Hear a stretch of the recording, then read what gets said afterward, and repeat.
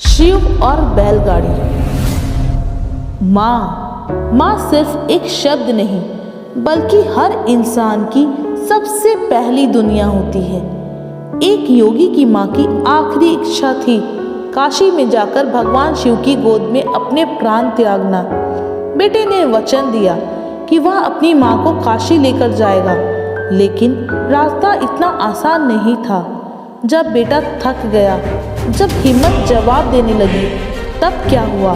क्या वह अपनी माँ का वचन पूरा कर पाया या फिर खुद भगवान शिव ने उसकी मदद की? यह कुछ 300 साल पहले की बात है।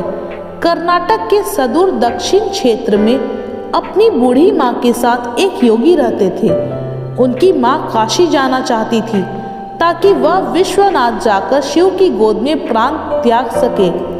इसके अलावा उसने अपने जीवन में अपने बेटे से कभी कुछ नहीं मांगा था। उसने कहा, मुझे काशी ले चलो, मैं बूढ़ी हो रही हूँ, मैं वहीं जाके मरना चाहती हूँ। योगी ने अपनी बूढ़ी माँ के साथ दक्षिण कर्नाटक के जंगलों से होते हुए काशी के लिए एक लंबी यात्रा शुरू की। वृद्ध होने के कारण उनकी माँ का स्वास्थ्य बिगड़ गया, तो उन्होंने माँ को कंधे पर उठा लिया और जाहिर तौर पर कुछ समय पश्चात वह कमज़ोर महसूस करने लगा। उसके पास शिव से याचना करने के बजाय और कोई चारा नहीं बचा। उन्होंने याचना की, हे शिव, मुझे मेरे इस प्रयास में विफल मत होने देना। बस यही एक चीज़ है जो मेरी माँ ने मुझसे मांगा है। कृपया मुझे इसे पूरा करने दे। मैं इन्हें काशी ले जाना चाहता हूँ। हम वहाँ सिर्फ आप ही के लिए आ रहे हैं। कृपया मुझे ताकत दे।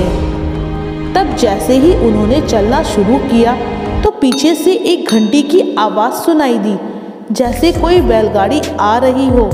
उन्हें धुंध से उभरती हुई एक बैलगाड़ी दिखाई दी जिसे एक बैल खींच रहा था, जो थोड़ा अजीब था क्योंकि एक बैल वाली बैलगाड़ी छोटे रास्तों के लिए होती है।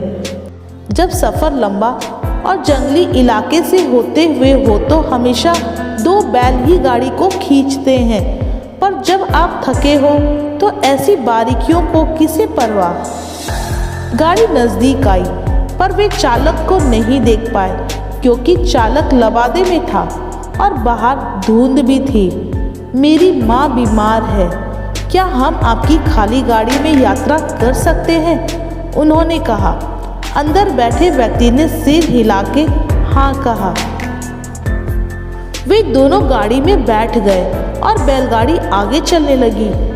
कुछ समय बाद योगी का ध्यान इस ओर गया कि जंगली रास्ता होने के बावजूद भी बैलगाड़ी बहुत आसानी से आगे बढ़ रही थी। तब उन्होंने नीचे देखा और पाया कि पहिए घूम नहीं रहे हैं, वे रुके हुए थे, पर गाड़ी आगे बढ़ रही थी। तब उन्होंने बैल की तरफ देखा और पाया कि बैल बैठा हुआ था, पर बैलगाड़ी चल रही थी। तब उन्होंने चालक की ओर देखा और पाया कि वहाँ सिर्फ लबादा ही था। उसने अपनी माँ की ओर देखा।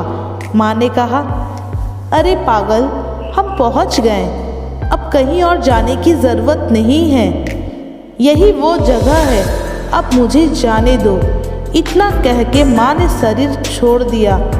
बैलगाड़ी और चालक सब विलीन हो गए। योगी अपने गांव लौट आया। लोगों ने सोचा, यह इतनी जल्दी लौट आया है, यह अवश्य ही अपनी माँ को कहीं छोड़ के आया है, यह उसे काशी नहीं ले गया। उन्होंने उसे पूछा, तुम अपनी माँ को कहाँ छोड़ आए?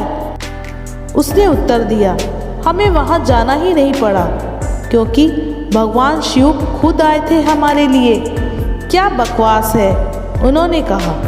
योगी ने उत्तर दिया, मुझे फर्क नहीं पड़ता कि आप क्या सोचते हैं, वे आए थे हमारे लिए और यही सच है।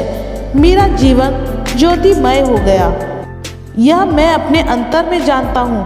अगर आप नहीं मानते तो यह आप जाने। तब उन्होंने पूछा, ठीक है, हमें कुछ ऐसा दिखाओ कि हम माने कि तुमने सच में शिव को देखा है और वे सच में तुम्हारे लिए आए थे। योगी ने कहा, मैं नहीं जानता, मैंने उन्हें नहीं देखा, मुझे सिर्फ एक लबादा दिखा वहाँ कोई चेहरा नहीं था, वहाँ कुछ नहीं था, वह खाली था। अचानक सबने देखा कि वह खुद वहाँ नहीं थे, सिर्फ उनके कपड़े ही दिखाई पड़ रहे थे। वे दक्षिण भारत के महान संत बने। जहाँ भी वह जाते लोग उन्हें बिना चेहरे वाले योगी के रूप में जानने लगे। शिव हर भक्त की पुकार सुनते हैं, लेकिन हमें उन्हें पुकारने के लिए उसी श्रद्धा और समर्पण से भर जाना होगा जैसे इस योगी ने किया। यह कहानी हमें यही सिखाती है कि जब भक्ति सच्ची हो तो भगवान स्वयं रास्ता बना देते हैं। क्या आपको भी कभी ऐसा अनुभव हुआ है जब लगा हो कि कोई अदृश्य शक्ति आपकी मदद कर रही है? हमें कमेंट में बताएं और इस अद्भुत कहानी को ज़्यादा से ज़्यादा लोगों तक पहुंचाएं। अगर आपको ऐसी कहानियां पसंद आती है तो हमारे चैनल को सब्सक्राइब करें, वीडियो को लाइक और शेयर करें। शिव की शक्ति एंड ब्लॉग। धन्यवाद।